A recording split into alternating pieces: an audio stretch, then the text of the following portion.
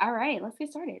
Hi, everyone, and welcome to today's event. This is a part two to discussing motherhood and caregiving, specifically in the Plattsburgh community, in our very own home right here for all of us, and really talking about it in academia. So I'm just going to do introductions of today's guests to inform you all of who's going to be sharing their experiences and their stories, and really just enlightening you all today. So first we have Amanda Seriel, and she is working in the International Global Education Office as the International Student Advisor.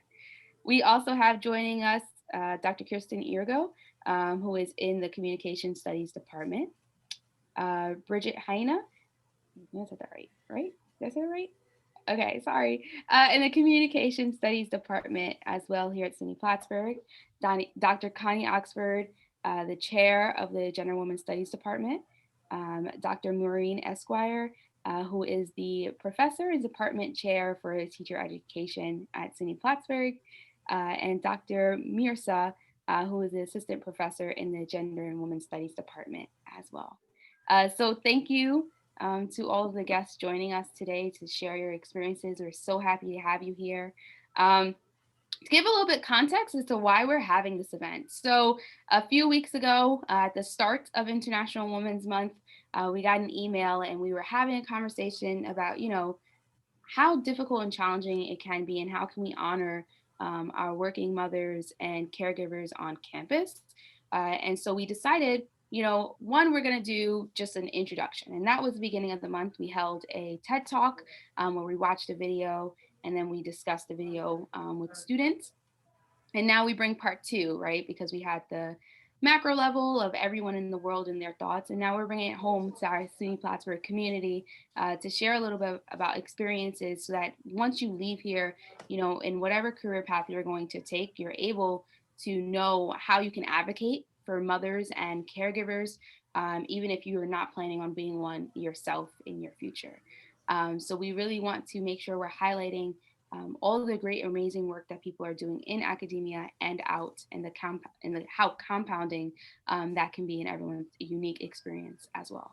So thank you to all of the panelists, and then we're going to have our moderator for this evening is going to be Dr. Kirsten Isgro. Hi, good to see you folks. And thank you for recording this. I think this will be good because we can distribute it later also. Well, I'm really excited to hear everybody's stories. And I just wanted to give a little bit of context. I have been looking and studying the concept of motherhood, both as a lived experience, but also as an institution. And we could think back as early as the early 1900s when Mother's Day started as a form of protest of women who were losing their sons going to war. And that was not just in the US, but an international level. And feminists have definitely grappled with both the biological reality of mothering and motherhood, but also the institution of motherhood. And I've done some of my own research in terms of who gets to claim what is a good mother, the ways in which women police each other and ourselves, and how motherhood, how parenting is very gendered. It's a gendered experience. It's a socially learned experience. So I am definitely of the social constructionist thought that it's not just because biological women, and I am not trying to be trans exclusive here, but just the physical ability to reproduce does not necessarily innately mean that we are more nurturing. So I want to really set the tone that we're not doing sort of this essentialist claim. And also just how we define mothering. Is it that you have to be the biological mother? Is it, where does adoption fit in? Where does fostering fit in? Where does caretaking of your siblings, aunties, where do aunties fit in with all of this? So, there's this very rich, very deep literature, particularly from feminists, and I'm most familiar with Western U.S. feminists, primarily around the 1970s, and Adrienne Rich's essay or book that came out in 1976 of Woman Born was really grappling with kind of revealing her ambivalence and paradoxes of being a parent. She adored her children and yet also really was feeling a little confined.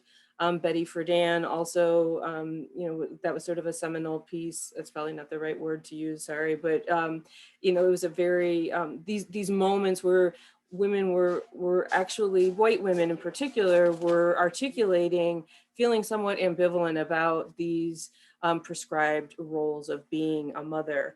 And then in the 80s, the sociologist Arlie Hochschild talked a lot about the second shift, really looking at, as women, particularly again, white women, middle-class women were entering the workforce, really being able to name, okay, someone goes out, they're making money, they come home and they've got 60 hours of labor in the household in terms of food preparation and taking care of the laundry and all of those types of things. And then she later on started theorizing this idea of emotional labor and the kinds of jobs that require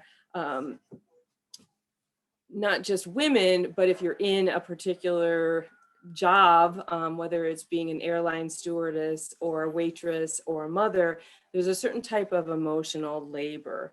And Andrea O'Reilly, who I've really been paying a lot of attention to in the last 30 years, kind of picked up all of these various feminist theorists that were thinking about motherhood, both as an institution and as a lived experience, and basically coined what we now know as motherhood studies. And she's out of the University of Toronto. And she talks a lot about she calls it mother work. I prefer to call it care work, because I still think even, when we talk about mothers, it's so gendered and so situated in the femaleness. But I want to talk about care work and the role that parenting and care work is both essential in terms of looking at one's safety and preserving, make sure kids don't run out into the street, or if you're talking about aging parents, making sure that they are safe, that their dressings may be changed, that they're not going to fall. So there's this sort of preservation around safety that's part of care work.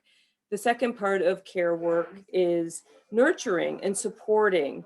As Andrea O'Reilly says, to enable that we're not raising feral children, that there's this nurturing and then socializing. So there's this three-part step that's involved in care work that often is unrecognized, it's invisible, it's exhausting, and requires an enormous amount of emotional labor and what she calls the mother load or the mental load. So you're always thinking, you open up the cupboard and you're like, oh, we need more pasta when I go to the grocery store. Or, oh, my kid needs a snowsuit. So O'Reilly and lots of other folks kind of looking at the ways in which mothering as both a process and as an institution is still very, very gendered, but at the same time, it's valorized, but also it's demeaned, it's not supported. So there's all these contradictions, and it's really rich and complicated and diverse in terms of looking at our mothering experiences. I'm going to drop in the chat box here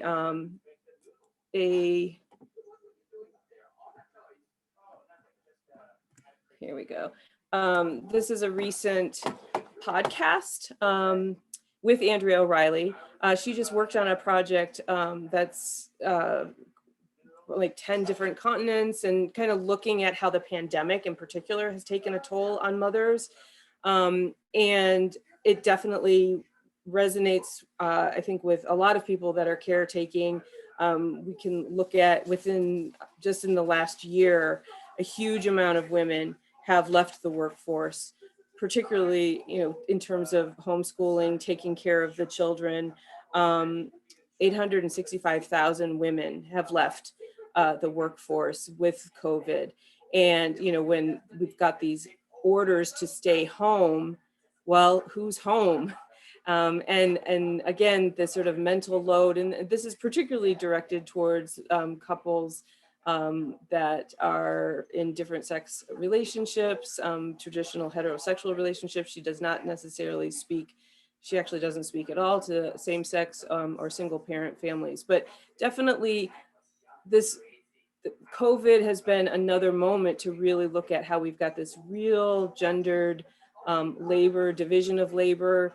Andrea Riley would argue that, that private space, what goes on in the family, is actually one of the last frontiers that really need to be challenged, and men really needing to be, stepping up and really taking more responsibility in terms of the caretaking. Now, how does that all relate to those of us that are in academia? That's just sort of the larger context, and we can certainly talk more about some of those specifics.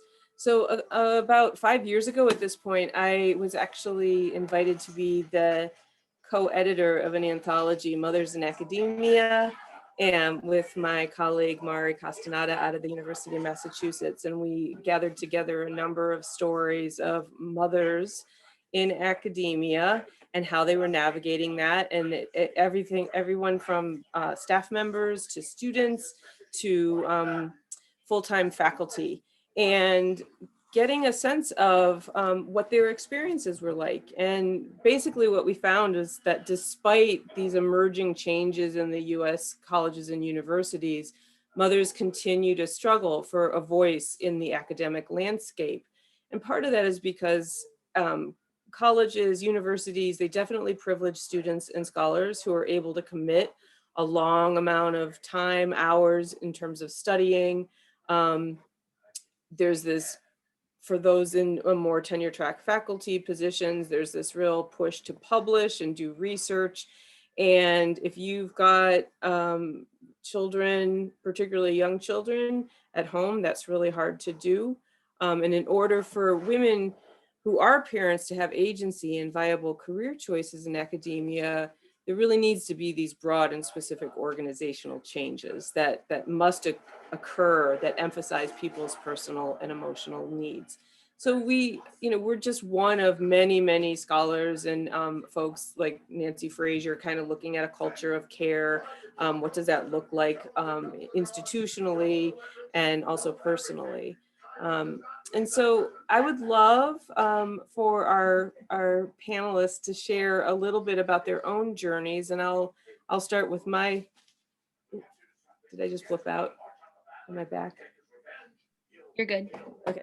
I'll start with my own journey quickly, but we basically want our panelists to talk a little bit about what their experiences are in parenting, how they came to motherhood, and what are some of the challenges and the joys of parenting. We don't want to perceive parenting and mothering as a liability, but we also want to recognize that there are some real challenges institutionally and personally in terms of caretaking. My own personal journey, and then I'll hand it off, I guess, Amanda, since you were the first one to be introduced, I'll hand it off to you. So I was very late to coming to parenting. And part of that was because I did have my awakening around feminism and this real ambivalent relationship with mothering. And I also felt like I had my eyes wide open because my own mother really struggled with being a parent. I think she definitely had some mental health issues. She definitely did not exude an enormous amount of joy being a parent. And so for me, modeling that parenting was actually a burden. And so I was almost 40 when I had my children, and I have twin girls. And ironically, I didn't want to have children because I felt like I had been doing a lot of caretaking most of my life. And one of my daughters is profoundly disabled. and has a very rare disease. And so me trying to navigate not only being a parent at an older age, but also having twins and having a twin that has a rare disease has been very complicated and also really gratifying. And I'm so glad that I have feminist theorizing to sort of help me understand what's going on, that it's not just my own experience, but there's these larger factors that are contributing to how I am able to parent. So that's a little bit about my story, but I would, Amanda, you want to talk a little bit about yours and then you can pass it off to the next person. Sure. I'm going to throw something in the chat because as you were speaking, Dr. Isgro, I immediately thought of this term that has come up in my house and in our family for quite some time now. This is from The Guardian, and it's about the mental load. It's a French comic who wrote a book, Emma. And it's basically talking a lot about what you mentioned, which is that a lot of the second shift labor that we do at home is just expected. And no one talks about all the things that go into it. And I will say that I have a wonderful partner who I am able to rely on. But I have had those situations where other people have made comments like, oh, wow, he helps you with that. That's so nice. And I'm thinking, well, he's a dad, so, you know, he should be helping. It was just great to hear that. So I'm like, oh, this is not just a, you know, special situation. This is happening way more frequently than it should. So background about me, as I just said, I am the International Student Advisor in the Global Education Office. I work predominantly with international students. I am also in that sandwich generation where I am taking care of 2 small children, while also being a caregiver to my mother who is not well. And that her illness really started about 2.5 years ago, where I was, and I, just for context, I live up here, but she's down in New York City. So there's a lot of back and forth. And because I am the oldest child and the only daughter, a lot of those responsibilities have fallen to me. I did not ask for them, but all of the phone calls that I get are typically from like family that is closer, but they call me to ask me what should I do, or you know, what am I doing about this? And so it's just been this role that I've assumed because no one else has taken it. I too have struggled with my mom's relationship with myself. So that's been very, very, it's been a learning experience for me to learn how to care for her in a way that I wasn't necessarily cared for while I was growing up. Part of the reason why I am raising my children very far from family is, one, because of a job opportunity, but I never made my way back home because I almost wanted that physical separation to create this whole new generation of how I want my children to be raised. So that physical distance has helped. But some of the having to be a caregiver has been triggering to have to go back. And I didn't realize that until maybe about a year ago, that this is just, it's work just to be a caregiver, but it's work to have to go back and re-experience some of the things that I was trying to get away from. So having some of that caregiver motherhood experience myself, and working at the college has been eye-opening for me, because I actually feel that from a cultural perspective, a lot of what I talk to my students about, again, international students, we both hail from, a lot of us hail from collectivist cultures. And so a lot of that, like, a lot of the things that happen within a family or caregiving and things like that, we can relate, we can talk about. My students are coming to me worrying about their parents and grandparents, especially in the time of COVID, where they've never had to work. You know, it's hard enough to have to go to another country to learn. Now add to that their parents are not working or their grandparents are ill and they're thousands of miles away. So these are things that I can connect with them on. So I appreciate that opportunity to be able to be a resource for them, for someone that they can talk to that kind of understands what they're going through.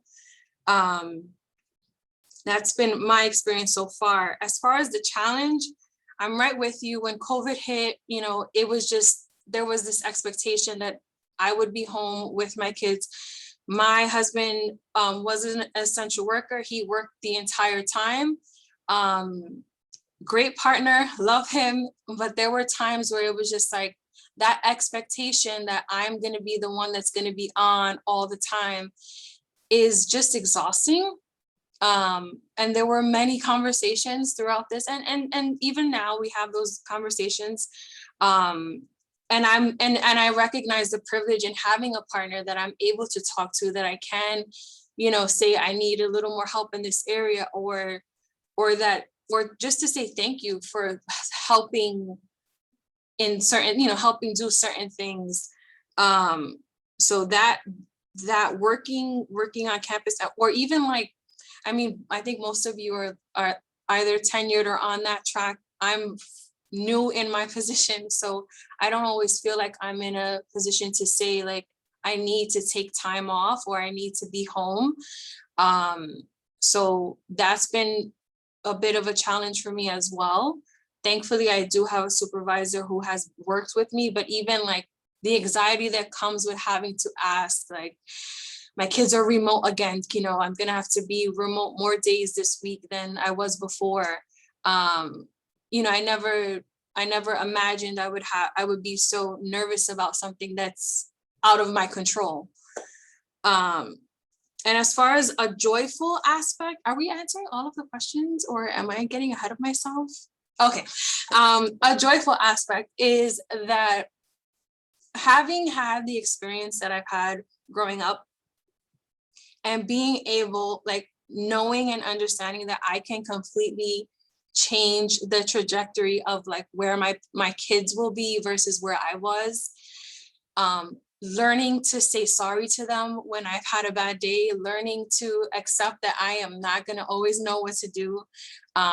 Knowing all the things that I wish I had growing up has helped so much in how I mother, in how I caregive, even with my own mother. I'm like, take a deep pause and like reflect, but also know like I can do better. Like I can do better. I will do better. And just knowing that difference.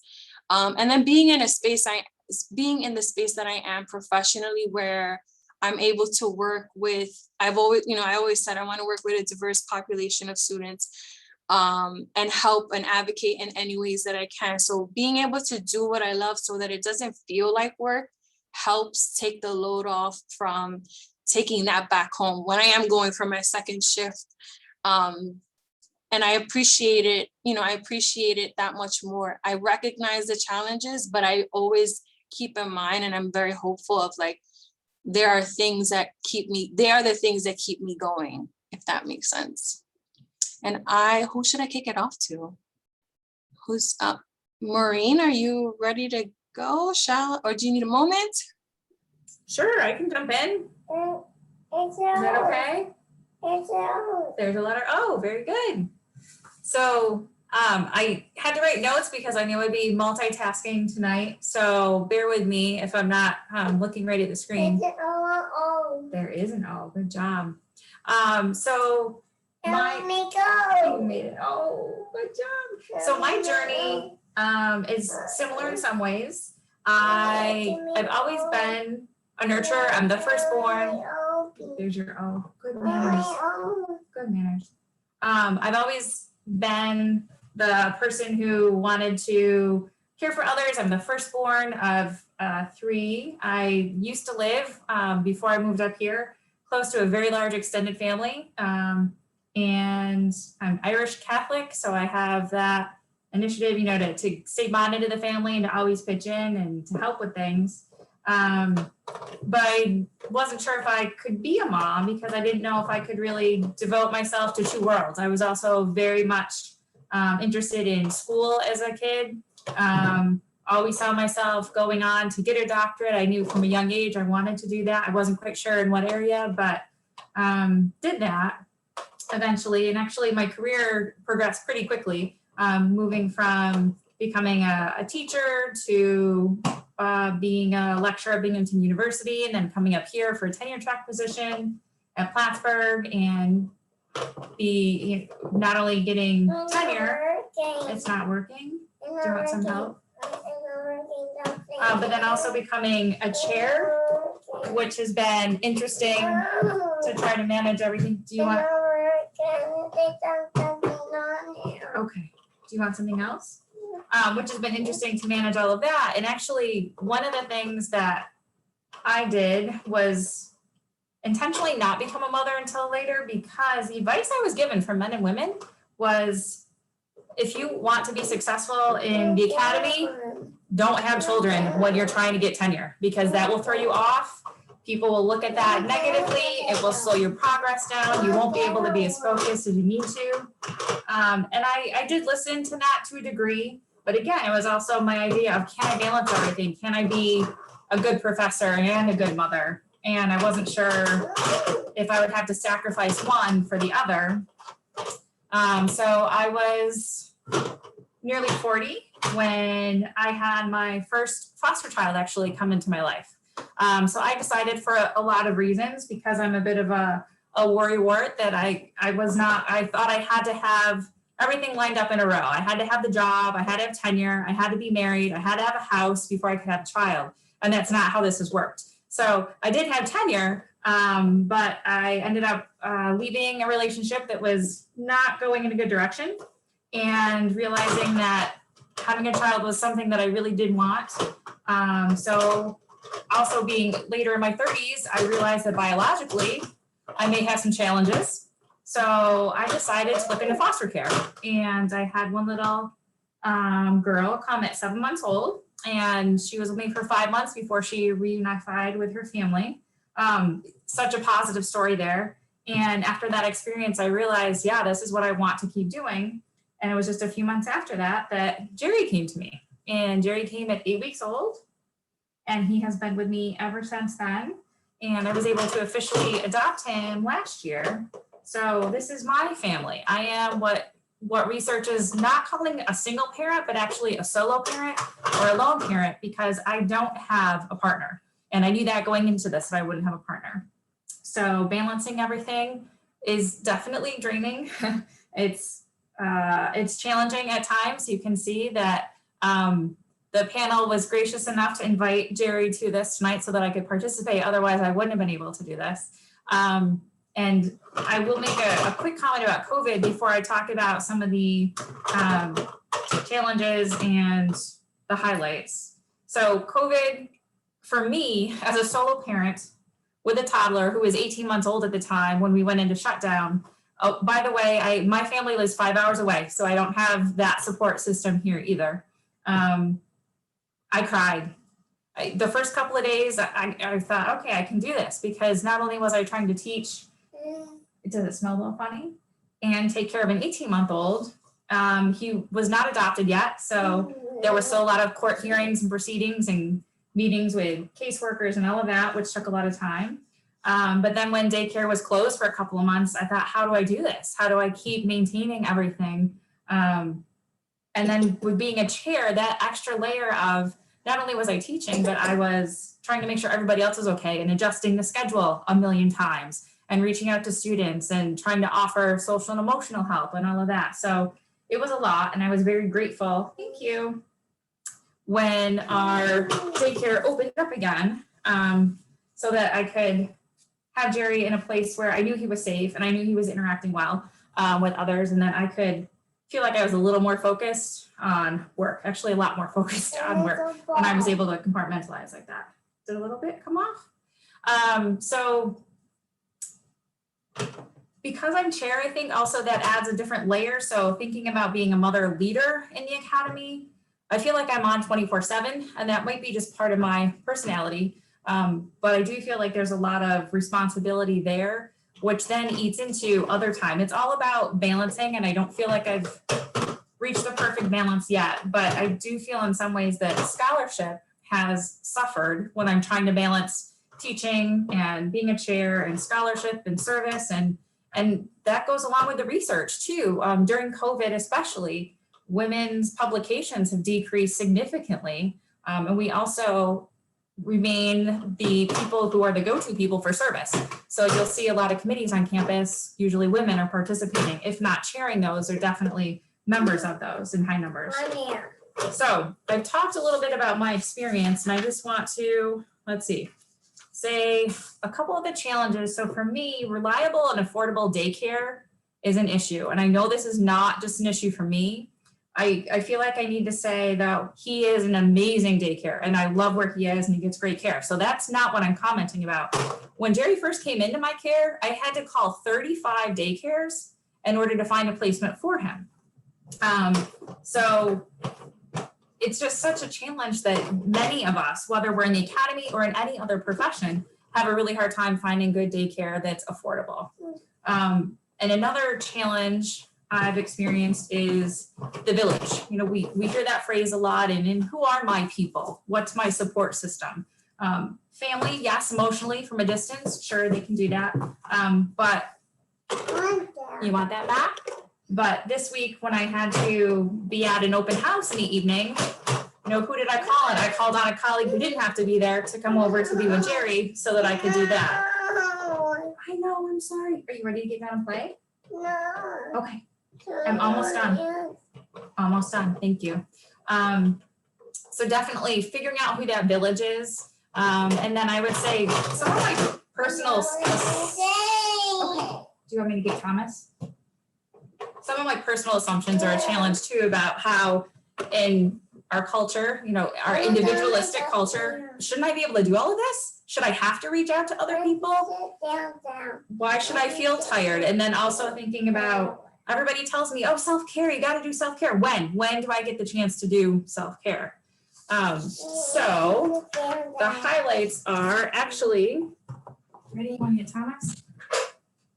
Yeah. Okay, so I never thought I'd have a chance to actually witness the growth of a little human being like this from infancy on.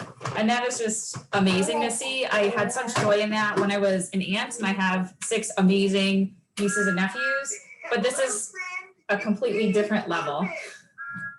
The other thing I'll say is having a child, and particularly I think through foster care, has given me more empathy, more understanding of how other families function and how all families have some dysfunction, and learning about patience more and humility. All of that is helpful for my job. That helps me be a better advisor. It helps me be a better professor, and it's shaping the scholarship that I want to do now.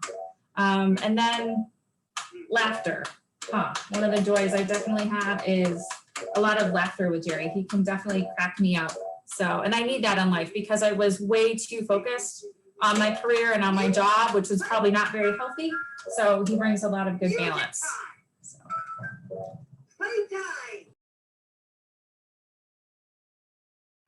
Thank you, Maureen. Bridget, Connie, do you want to go? Bridget, you want to go?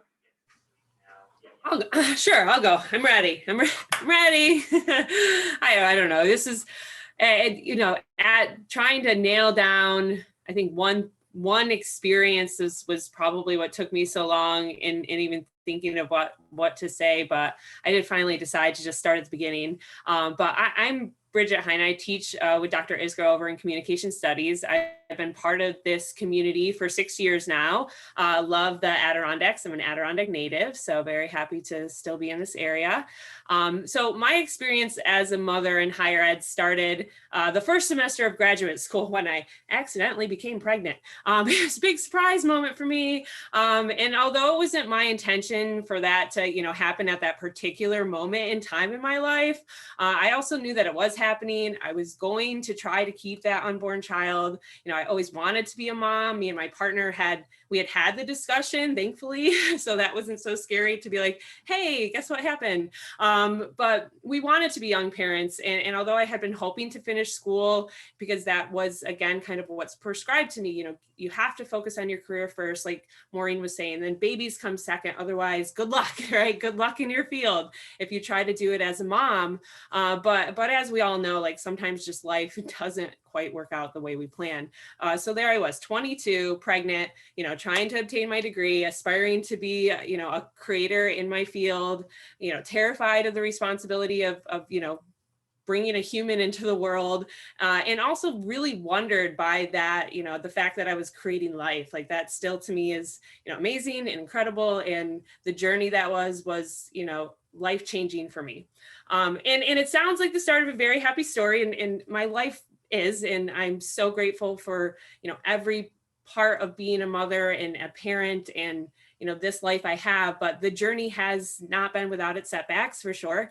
And the first reaction, you know, first person I told in academia was my faculty advisor, right? I was like, okay, I have to tell him, right? I have to tell them I'm, you know, in grad school, they have these expectations, like I can't hide this, right? It's something you can't hide as a woman being pregnant. And it was really kind of my first experience with the reality of being a mother in academia or in professional career, because the first thing that was said was, so are you going to be leaving us or terminating? And even though I never really sought clarification on what they meant by terminating, because I was a little horrified by the use of that term in the moment, that I said, no, I came to you, as my email said, you know, to try to extend from doing my program in a year and a half to 2 years. I wanted an extra 6 months. It's like, I'm going to need that time, right? I'm carrying a child and I'm going to be finishing my degree with an infant. So, but after that day, I was the pregnant girl, right? That's who I was. I was overlooked. I was pitied. I was coddled in a way that really kind of repulses my very human being. You know, I was not weak. I was creating life. My career was not ruined. It was just shifting. And I didn't need handouts. I wanted challenges and respect. And those two things I never fully gained from many of my faculty or peers, you know, at Syracuse. And unfortunately, you know, that is a culture that has followed me as a mother throughout both my career as a professional and as an academic. You know, being a mom, and this is my, you know, kind of setback. Being a mom with a career is not simple, right? There's, as everybody has said already, there's not a perfect fit. I learned early on that flexibility was, you know, the only thing I could be, because I love being a mom and I love being a professional, but that duality of love, you know, that created this tension in my life, making it feel like I could never really be present in either place. And it created this guilt, which, you know, I'm still battle with. I think actually COVID helped me let go of some of that in ways that I never thought I could, because I just realized I could never possibly juggle all these balls that I'm trying to juggle. Like it's just not humanly possible, and started to better prioritize, you know, how I was seeing my roles in both of these spaces. But you know, even when I was preparing this, right, my kids, they're upstairs right now in my house, hopefully under, you know, penalty of something, do not come into the office at all. I am in a meeting right now, right? That is, you know, that is the conversation. I don't even have to have it anymore because we've been in this remote reality for so long that they just know the door is shut, you know, unless the house is burning down, do not open it, right? And even when I'm not here, even before COVID though, like there's always been this invisible pull, right? To think of them. And, you know, in class, I make corny mom jokes because I can't help myself, right? I'm, you know, always kind of pulling back to who they are. And because they're such a part of my life, you know, a responsibility that I can't set aside. And I really don't want to, you know, they are my most important job and always will be. Even though I love my career, I love teaching. It is, you know, so fulfilling to me. And I always joke with my kids, you know, and they think this is corny and you all may too, and it's okay. But they took half of my heart, right, when they were born, and they really did. Like I feel like part of me is living outside of myself, right? all the time. And that creates a fire within me to change the world and to do better and be better, like you were saying, Amanda. It's so funny. I wrote this down ahead of time too, Maureen, because I'm like, I just have to plan. I'm a planner, have to have it. And hearing you all say similar things to what I had thought of saying, it was just like, it is so amazing to hear our, similarity within even the differences in our experience. And with that duality, the excitement, it also can be overshadowing, right? That pull away from my work and from my responsibilities as a teacher, is creates its guilt in itself that sometimes is, it's challenging. But in spite of that, right, in spite of the professional cultural challenges that are getting better, I have to say, in a decade of being, in this arena, I feel like there's more conversations happening. And although I do always still feel like a juggler about to drop all of my balls as a working mom, it is who I am, right? And creating media and educating the next generation of people is part of my dream. And, I always wanted to be an artist. And, I always was the kid in class, like helping their classmates because I knew my mom was a teacher. I wanted to be a teacher. But it was only half of my dream, right? The other half of that dream has always been to have children. And I've always wanted to have them since I can remember. And the joy that they bring me each and every day, always reaffirms that choice. Their perspective, and they help me keep this perspective and curiosity that is so refreshing. And when I look at so many aspects of my life and the reality of the world around us and the media in which I consume. And they really keep me grounded in the wonderment and hopefulness of humanity. They hold my hope. I always tell them, like, you hold my hope. I know that's a lot to say. And sometimes I try not to emphasize it because I don't want them to feel that's a burden, but they create that drive for me to want to be a better person and do better. And it is crazy and unpredictable and, frustrating, exciting, mad, all of the things all at once, right? It's a wild ride, but I really couldn't imagine like not being on it. And I guess I would end by saying that this is my story and my experience. And it sounds fun for me, maybe, but it's perfectly normal to feel differently about motherhood and caregiving. And it's perfectly normal to not have that, innate drive. I have so many friends and peers who are just still on the fence about motherhood, and they feel pressured in a way that I hope I'm not putting on them with this joyful experience. I'm like, oh, it's so much fun being a mom. I love my kids so much, which is true for me. But if I always wanted to be this, and that it's a huge responsibility, and they don't feel like a burden to me. Dr. Isgro had said, she saw parenting as a burden, and there is a lot of households where that is the case. And it is, if you feel that way, it's okay to feel that way and to say, this is not for me, because there's so many ways to care in this world besides caring for an individual you adopt, you create, you find, in any capacity. So thank you all though for listening. And I can't wait to hear more of your stories, but who wants to go next? Connie, Akanksha, either one? I'm gonna mute. You go, Connie. So I'm laughing. I love your story. In some ways, I might be the opposite. I think I spent more of my life thinking I would not be a parent and not be a mom. Not that I necessarily didn't want to be.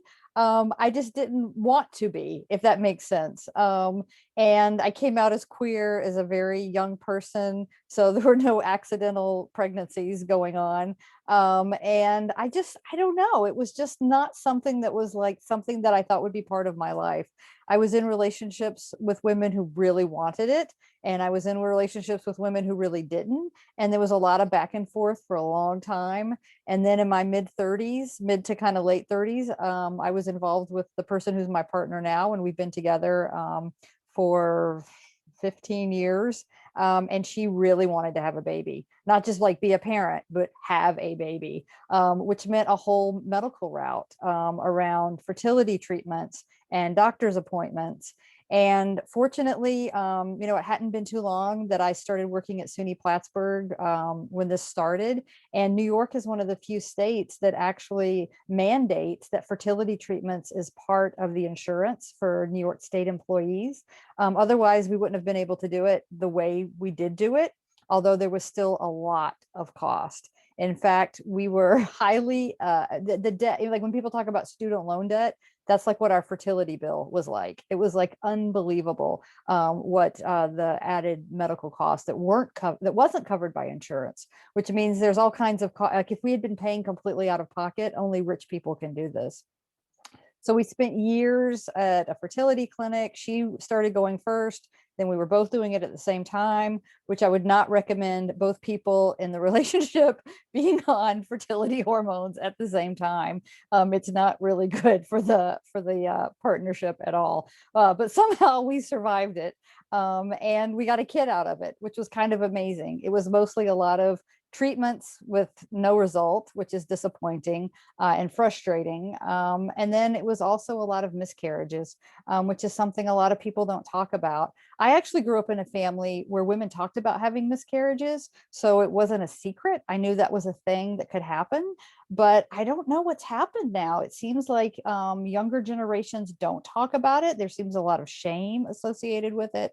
But dealing with that, and I think one of the things that I've loved now, that my kid has done for me, is it's really tempered my workaholic tendencies. Because as I've reflected back since our last meeting, last week, about what to say, I was thinking through all of those years of being, a patient at the fertility clinic and going to doctor's appointments, I still worked. I worked through all of it. I did not miss a single day of teaching. I didn't miss a single meeting, and I was publishing. And I think now, what was I doing? Why didn't I take sick days? Why didn't I take better care of myself? Why was I still working all the time? And it's one of the things, I mean, it's had to completely change, in some ways how I work. I've never taken a sick day for myself since I've been at SUNY Plattsburgh. It doesn't mean I haven't been sick. It just means I'm that person who shows up at work sick. I've worked through bronchitis. I've worked through laryngitis. I actually did a whole lecture like once with laryngitis. I wrote on the board, I have laryngitis, but I'm going to keep going. I mean, this is nuts. Like, who does this? And this is, even though I love so many things about my career and so many things about my job, it's one of those jobs that it kind of, I don't know if workaholics are attracted to the job or it turns you into a workaholic, but it ends up being that way. And then so do you feel like there's no separation. It's not a 9-to-5 job where you just sort of go home and leave it. And one of the things when you have kids, sometimes it has to be that way. You have to walk away from your work. You can't work all the time. And I'll admit, I think there's a lot to be said for why being a workaholic can be like being a drug addict. I had to detox off of work in order to be able to be a good parent. And once I did, I was like, who wants to work anymore? I am so happy to be with my kid. And unlike other people, I feel so bad telling the story because I know so many people have struggled through the pandemic. It's been kind of amazing. My kid was at the end of 4th grade. He's smart. He's good at school. I didn't have any of the problems that everybody else is talking about. He did all of his work. He could get everything done in a very short period of time. And we had the rest of the day to play, to do piano, to, make craft projects, to just do, it was like, this is amazing. Like, I don't want the pandemic to end. I'm become one of those people who's like, when I have to go back to work, this is going to be awful. And I hate saying that because it's just because I know there's so much suffering, and my parents both had COVID, and my father's not doing well at all. So, I mean, there's grimness in all of this as well. And I know many people have, so I don't mean to any way make light of what's happening to people's lives. But that's just kind of where it's at for me. So I'm like, it's just like this surprise thing that happened in my life that I wasn't expecting. I didn't plan on, but like Bridget, it's like, I wish I had known I wanted this because it's actually turned out to be phenomenal. It's like, I wish I could tell everybody how incredible this is. And you should, go and do it, if you, because, and I don't want to be one of those essentialist people, because I totally get there's people who this is not for them at all. But I'm just so glad that for whatever reason, I was able to be open to how amazing this is. Thank you. Thank you so much, Connie and everybody. And I have to say, I don't think I would have the courage of having another kid that I'm going to have in about 4 months if it weren't for Connie and everybody else's support in the department. So thank you so much. I'm not going to take too long. I know that we need to leave some time for discussion as well. And I honestly don't think I'm going to say anything that hasn't already been said. I just wanted to start off by echoing what Kirsten and Bridget mentioned about, um, that this is really bigger than motherhood, that bigger than any essentialist thing. This is really about caregiving, and that I am very much coming from the position of a cis het woman, and I cannot speak for the experiences of everybody else. So I think it's. I really resonated with Kirsten and Amanda's intergenerational trauma. I had a very problematic relationship with my mother as well. In fact, I escaped a very physically and sexually abusive family. I'm from India, and I escaped that family to end up in Istanbul, in Turkey, of all the places. I was very clear I didn't want to come to the West because I have family here as well. And I just wanted to do something very different in my life. So, series of events, I broke off my first marriage and ended up in Istanbul. And kind of similar to Bridget, ended up getting pregnant with this, young British white guy. It just happened, life is unpredictable. And so I've had kind of the experience of motherhood across higher education. So my son, who is almost 11 now, I had him while doing my master's in Istanbul, Turkey. And I was, again, an international student there. And then I had my daughter 6 years ago here in Seattle, Washington, where I'm still based, where I finished my PhD. And now I'm almost 6 months pregnant with my third kid, and I'm junior faculty. So it's that whole spectrum of sort of higher ed experiences, but also spectrum of age. And I think that's one thing that also we sometimes forget. And everybody, I think Maureen and Kirsten, we've all brought that up, parenting. So I was not a spring chicken in either of these experiences. I had my son in my early 30s and now in my early 40s, So, and depending on where you are, which culture you are, ageism and sexism really combines in very interesting ways over women's bodies to judge you. And what's more horrifying is, because we are talking about academia, especially in academia, where is the place you don't expect that to happen, because people should know better, right? We are intellectuals, we should know better. So having an experience of that, and also, life experiences. So I wasn't married when I had my son. I am married to the same partner now. And a large part of that reason was it was the Turkish state that made us kind of forced us into this situation to get married, because we would not have been able to parent our child out of wedlock, in a way that we could while being married. So the reason I'm bringing this up is not because I want to do any personal therapy. I've had enough discussions with my therapist about this, but just to highlight, and I can't help it because I'm a feminist and a teacher, this idea about choice. We always tend to think of choice. You chose to be a parent, or you chose to not be a parent, right? And I respect both those choices as a person, but very often choice is a very difficult thing. And so, like, things can happen to you without your choice, like an unexpected pregnancy, and it can turn out to be great. Or sometimes what looks like a choice, for example, getting married, may not be a choice at all. You might have to do it for the sake of, your family and your happiness. So just wanted to highlight that. And so, yeah, so the challenges, I think my challenges have come pretty much out of this whole choice thing. I somehow felt once I became a parent, I had to choose to adopt this very modern parent lifestyle, which my circumstances just didn't allow. Being in a nuclear family, taking your kids to soccer practice, having a certain amount of capital, emotional, social, financial, to be able to send them to all these things. I just never had that, any of those capitals, and I still don't. And also, even if I had the capital, I don't really agree with a very cis het monogamous idea of a family unit. I really think there is something to be said for larger families, even though they have their own negative consequences. So, but it's a choice that you're kind of forced to make. And if you fall outside of that, then there are certain consequences, physical and mental health consequences, which I guess all of us here have gone through. And also, of course, money is a constant thing, but I think very often the cultural context we forget. So even though I had much less money when I was in Istanbul, it was easier for me to raise my son because it was a culture that was very child friendly. And so I remember, my advisor in my university just letting me use her room to pump, people, just my friends taking Ruhan while I had work to do. Whereas, when you live in a culture that is not necessarily that child friendly, it becomes a little bit more challenging. And we could all write a book about challenges, right? But there's all kinds of things. Being in an interracial relationship as well, and the inherent racism, institutional racism that also seeps into marriages and families, it's been difficult to navigate.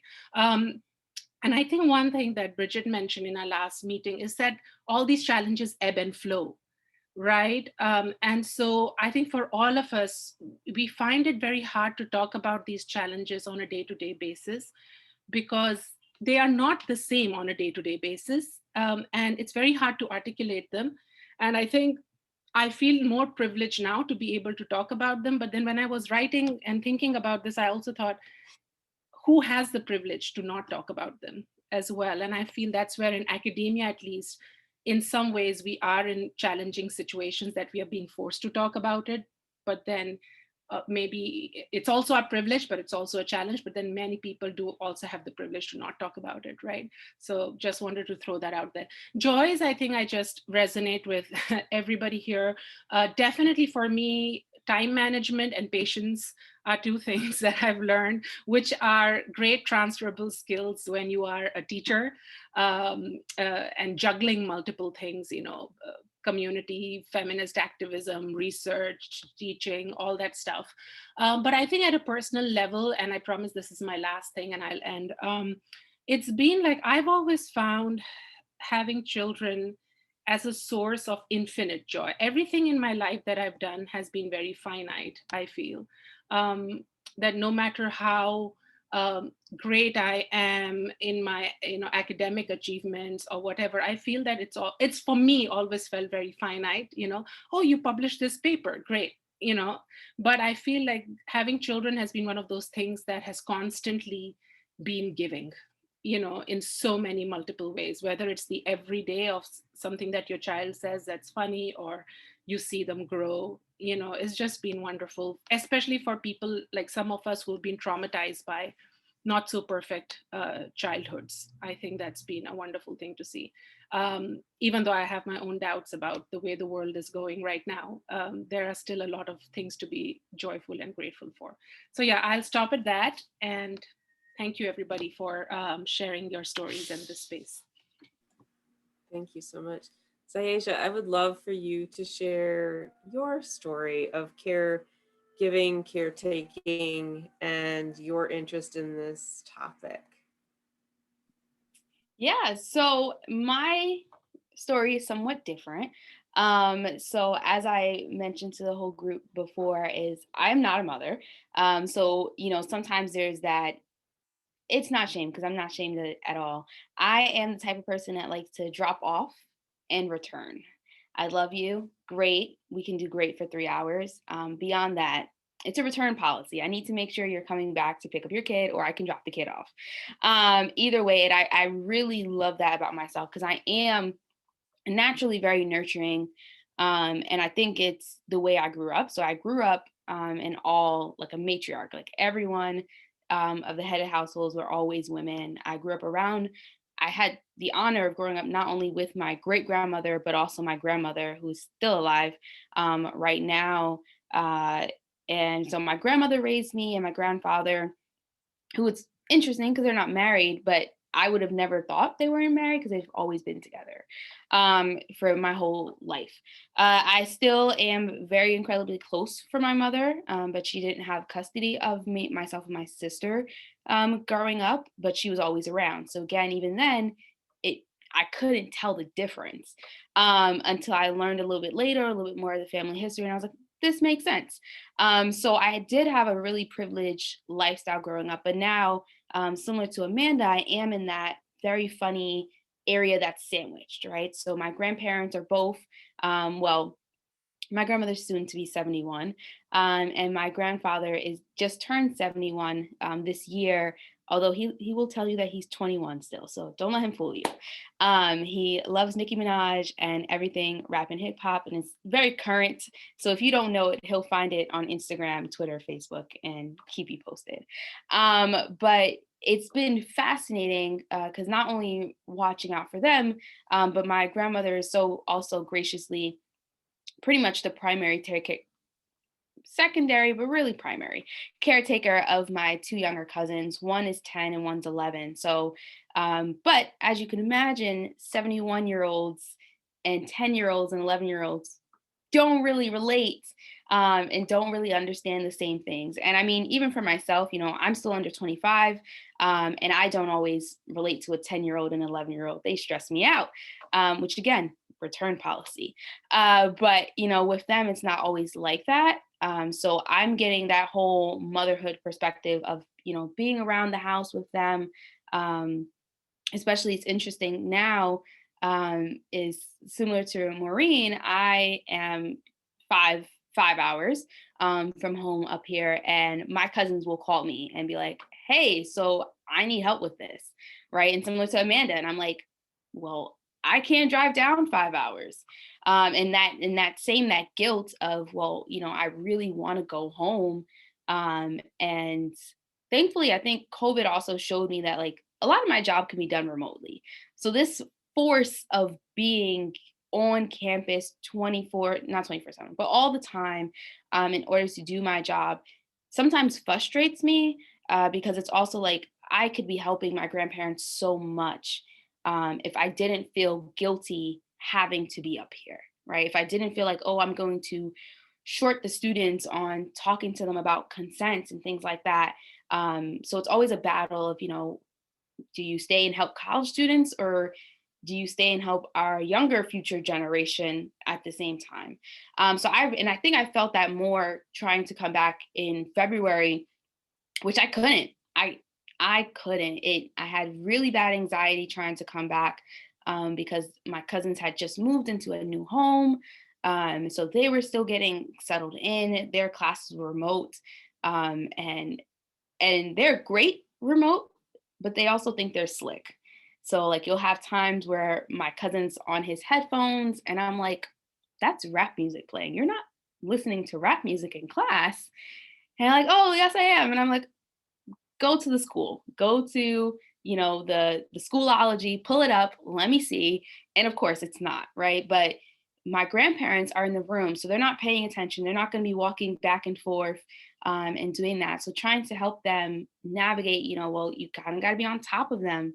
But also like they're old, right? So giving them, not old, wrong choice of words, but they're elders. So giving them that grace to know that like, one, these aren't your kids. Two, I've already raised 2 sets of kids. So now another 2 set can be a lot. So I love, and then on the other hand, I do have siblings. So I have an older sister who will be 26 this year. And then my youngest brother just turned 7. So even then, although both of my brothers live in Florida with my mother, even then I'm taking care of them, calling to check in. My brother called me today. It was an accident, which he's funny because he'll call you on an accident and be like, so you called me? And I'm like, no, I actually didn't. He's like, oh, okay, I called you. And it's also helping my mother at the same time because my youngest brother does have autism.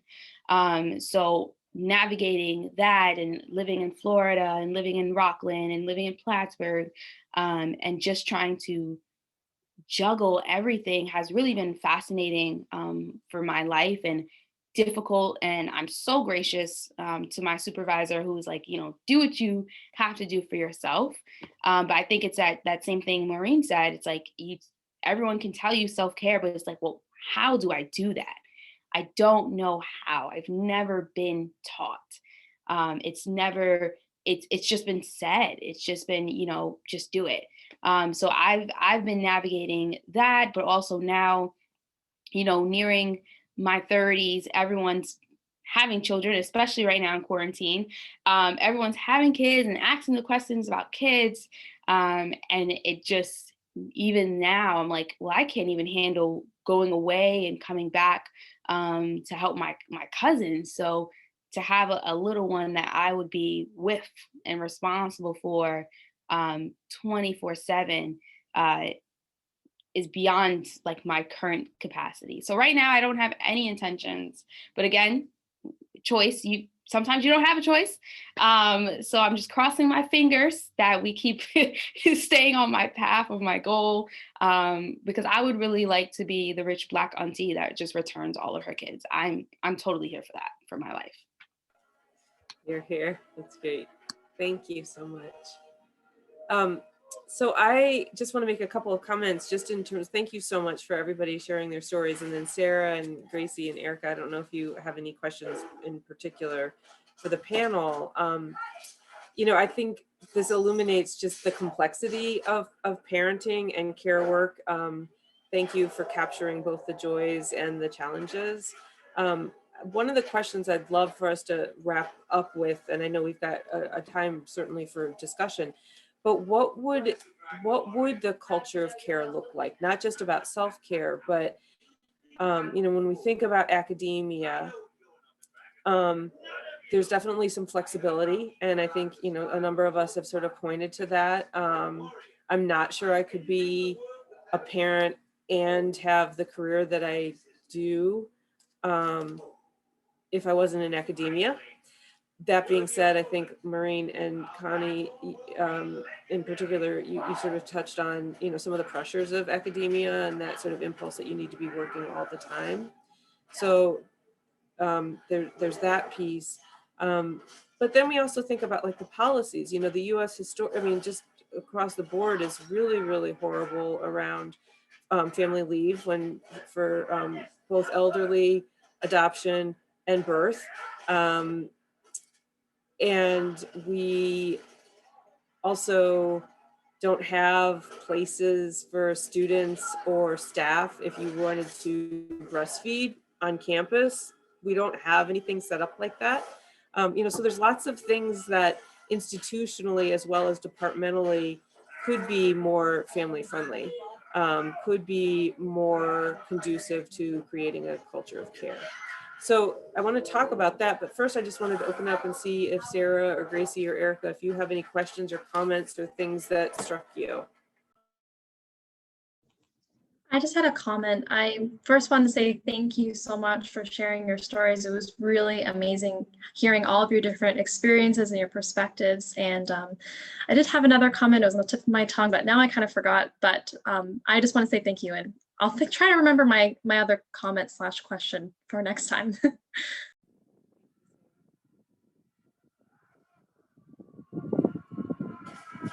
Does anyone have any other thoughts for each other or questions or comments, other weaved together sort of themes?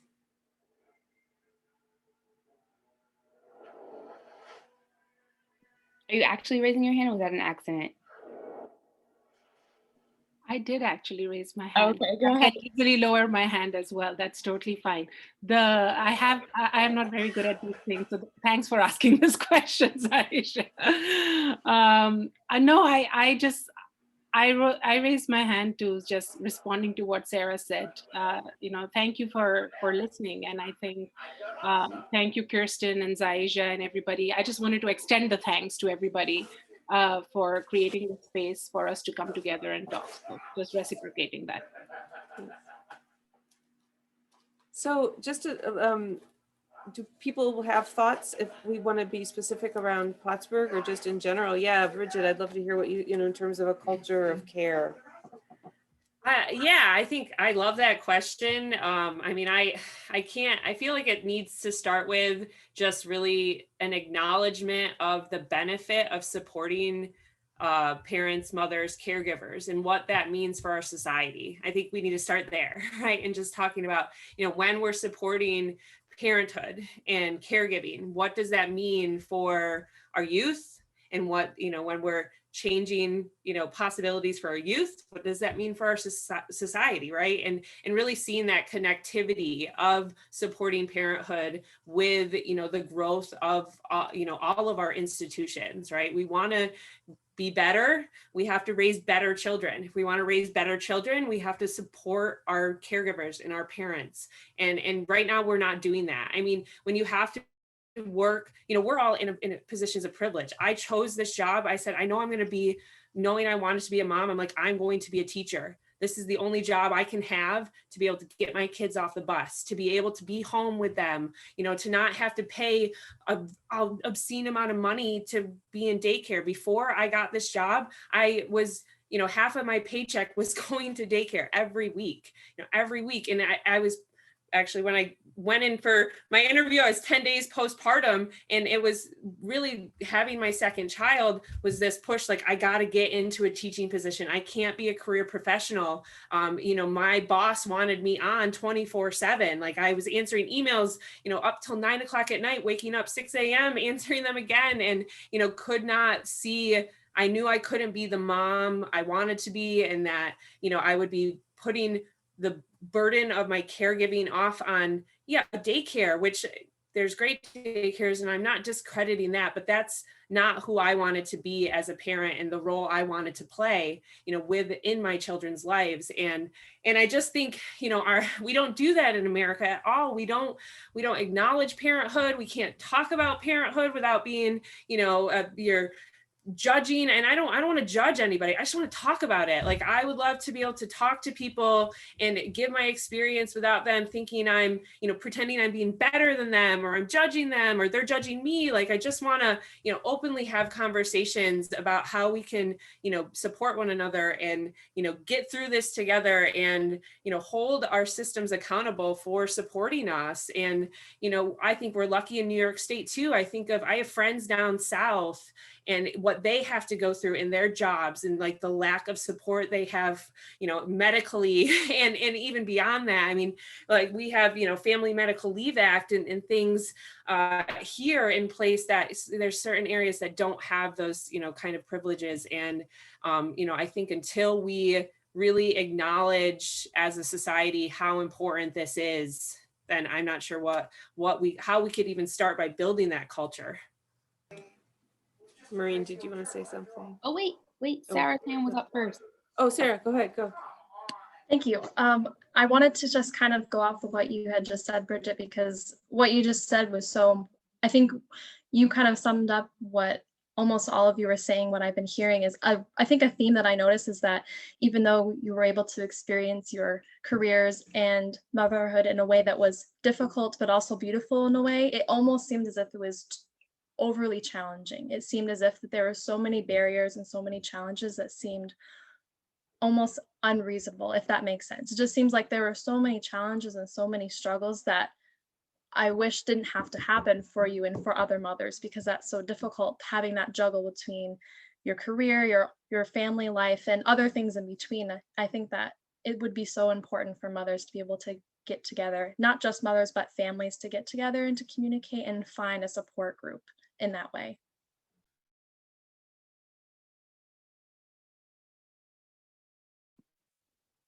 All right, Akanksha, you were next. And then Maureen. And then Gracie. I just wanted to highlight that I think of this culture of care, maybe because my original training is in engineering. So I think about this in a very systematic way in two ways. One is this sort of policy level, right? And I think that, we are so lucky in New York State, where I'm here in Washington State as well, the paid family leave. But once again, I think I couldn't avail this leave even here in Washington State, for example, when I had my daughter, because I was a graduate student and an international student. And there are very strict criteria to avail that leave. You have to be a full-time employee. So even though I was the TA and killing myself hours and hours each week, grading 100 papers, I still wouldn't qualify for that. So I think there's so much more work to be done at the policy level. I haven't talked about the international student aspect simply because I think in this case, it's a very unique experience, but there's a lot to be done, if you're a graduate student or an international student. But also, having more places where you can pump, or having a cooperative setup to look after children, thinking of more radical ways to maybe, make childcare more affordable for people who can't afford it. So I think of that policy level, but I also think then of like these emotional kind of, and more minute policy level change that have to happen in a more contextual basis. So just, Maureen was talking earlier about like the meeting that happened today and all the cuts and everything, and I'm thinking how much more is that going to impact people in positions of caregiving. And like when I think of our department, and I know that Connie will resonate with this, gender, women, and sexuality studies is a very tough, pedagogically speaking, a very tough space as well. You talk about really hard things.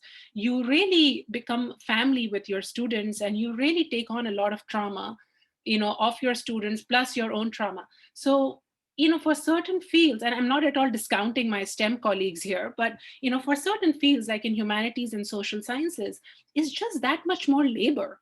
And so can we make space contextually within academia in each department to understand the kind of labor that faculty in individual departments do, so that they can balance their work and family life? I mean, if you have good chairs, like I'm so lucky that I have Connie, but like I'm just thinking if there's something more invested in that policy wise, then that would make a huge difference. Thank you. Maureen, and then Gracie. So just a couple of things that I wanted to add. One, because I don't have family here, and my mom is an amazing resource for my sisters who literally live on the country, but they live right next door. And one has 4 children, the other one has 2. So Nana can take one person to daycare, one person to, where does she go? One person to religious class, one person to gymnastics, one person to hockey, and then be at home to take care of the 6-month-old also while my sisters are out working. Does it sound like I'm a little jealous? Maybe it does, but they have that support that I don't. So you have to find ways also to try to create that at a very personal level. So policy changes, absolutely. I advocate for that. And then finding, like, I'll be very honest, the day that Jerry came into care with me, my dean, who was very supportive of my decision, I talked to her ahead of time, not that I needed to, but I wanted somebody who I looked up to because she was a woman in a leadership position as a dean, and I was thinking maybe I would be that person eventually. So I talked to her about my ideas, and she was at Target with me that night, helping me pick out bottles and fill my cart with clothes and all of that I needed to have for him, because when you're in foster care, you never know when you'll get a call. You'll never know how old the child is, what sex the child is. So I had that kind of support from my dean when I started this endeavor of being a mom and an academic. And I've been able to create more systems like that. During COVID, when I was here and I didn't have daycare, the secretary would drop off paperwork that I needed to sign as a chair, because at that point we didn't have PDFs that were fillable yet a year ago. So we're a bit behind on campus with some of that technology that would really make our jobs easier. So I had other women who were helping to do that so that I could still function in both of my roles, or actually more than 2 roles. But yeah, so I wanted to mention that. And I'm also putting, let's see, in the chat, I'm not sure how many of you are familiar with ACEs and trauma that's going on. I see some head shaking. Okay, so there's been a lot of research indicating that trauma early on affects people longitudinally and affects their health in very negative ways. And this is really tied into the big initiative right now to try to change early childhood education, to try to change daycare. There are physicians involved in this, daycares are involved in this, teacher ed, schools are all involved in this initiative. So that's something that I also think might weave into our conversation at some point is, this overarching idea of how are we caring for our future? And that ties into what Bridget, what you were saying too, is we want to invest in our future, which means we need to take care of our children, which means we also need to take care of those people who are parenting those children. And one other great source here in the North Country is the Child Care Coordinating Council of the North Country. If you're not familiar with that, that's over on the Oval, on the old base. They're wonderful. They have a great resource, a lot of supports for families, supports for kiddos too. So just thought I'd share that because I think we really need to, at the ground level, make sure that we all have these connections too. That's great. Thank you. Amanda, Gracie, do you want to pass? Great. Yeah, okay. Amanda. Zyaijah had her hand up first. Oh, you could have went anyway. I'm sorry, I think I'm sorry. just staying on the, the track and things of trauma, I think having counseling accessible, especially in Plattsburgh, and especially counselors of color, not only for our students, because of course I'm always going to advocate for our students and, getting a counselor here on campus for our students, but even in the community. I this whole time during COVID, again, everything just became too much. And, at first I was like, I need to, I want a counselor of color.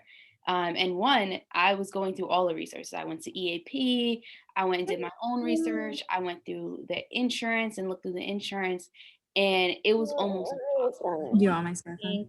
No one was taking clients, or things were closed, so on and so forth. And it added more stress, to just try to find a counselor.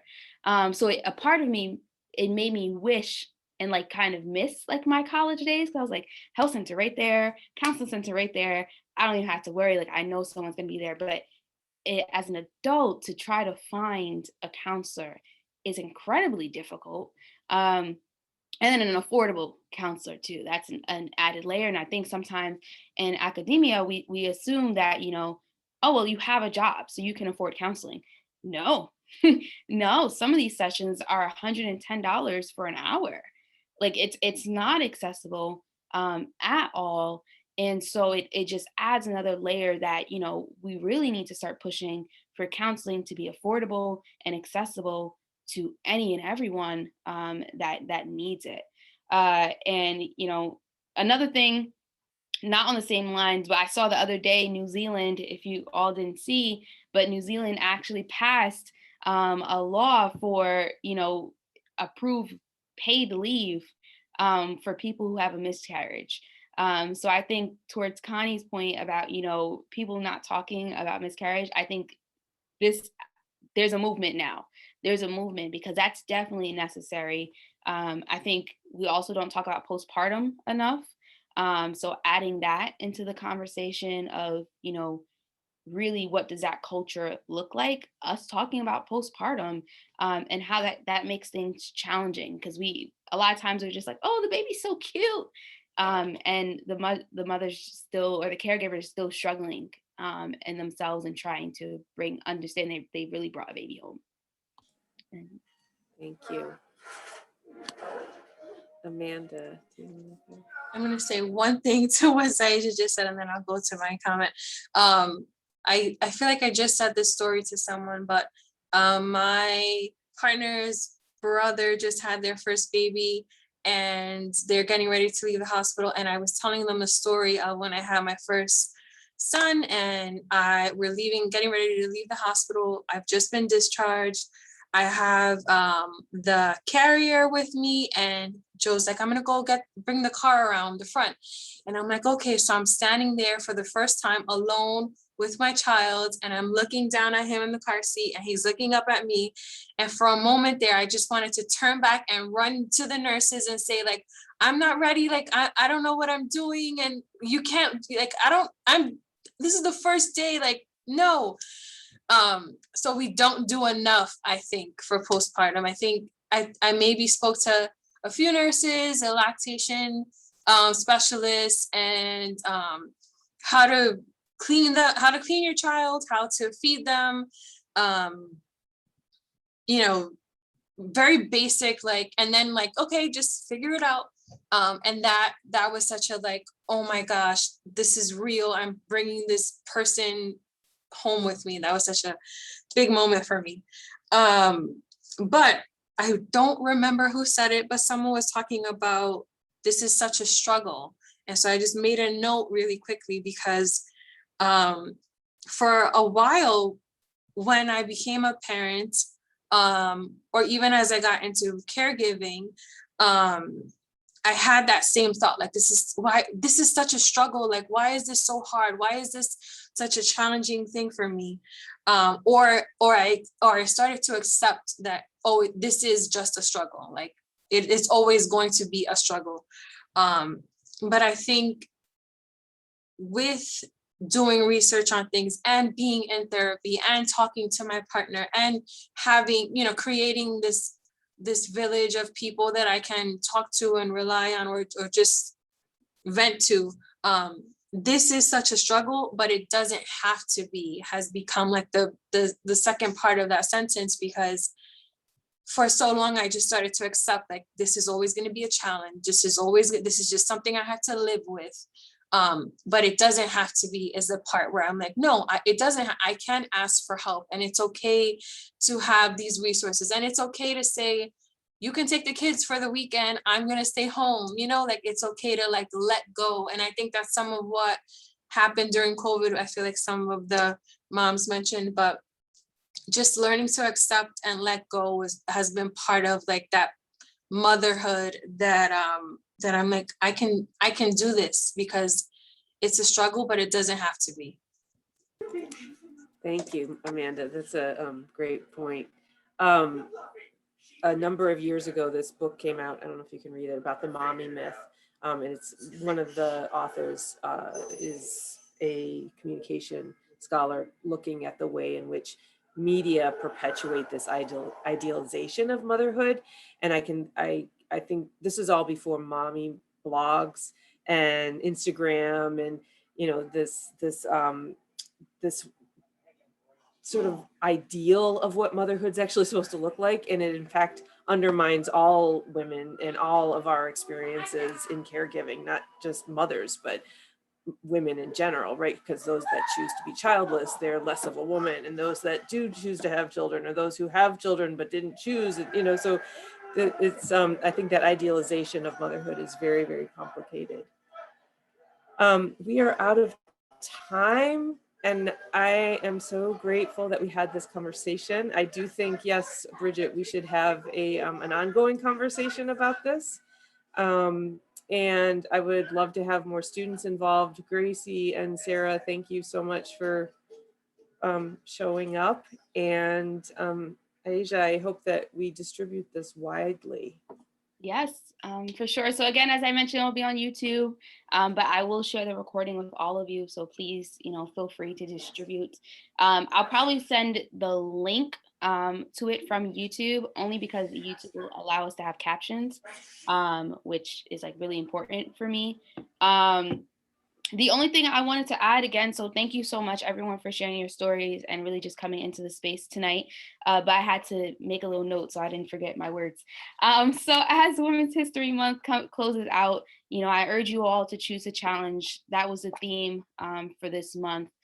So choose to challenge your peers, the policies, your current and future employers, partners, and we really need a better world, and we can have a better world, not just years from now, because I know oftentimes we talk about it like that, like, oh, the future is going to be with our kids and the people we're taking care of, but it doesn't have to be, right? There are small things that we can each do every day. Again, making a support group, talking to our fears, challenging people and calling people in are just small things that we can do to make a difference. So this month is obviously closing up, and April is quickly approaching, and I'm trying not to be nervous about it, but April is Sexual Assault Awareness Month. So the Title IX office has a ton of things coming out of the office, and look at me, I was supposed to be prepared.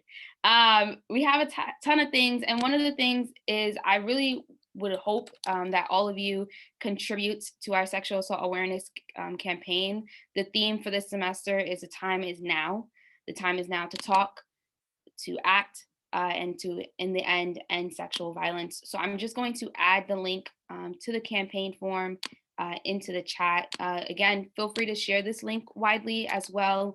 This is for our faculty, staff, students. I've even had community members contribute themselves. So please feel free to share. We're also going to be having an art installation called What Were You Wearing the entire month of April.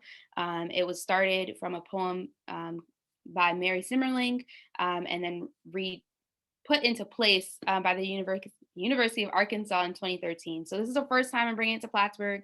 I'm super excited for the opportunity. It'll be in the deep, quiet room of the library. So it's really going to be, you know, you go by yourself. We'll have some resources and things that you can take away out with you. But again, please feel free to check things out. There will be an email coming out shortly from Butterfly Blaze Word to talk about all of the events. So again, just follow along, and I hope to see you all there at any of our events, but do please share them all. And thank you so much, everyone. Thank you, thank you, thank you. Thank you.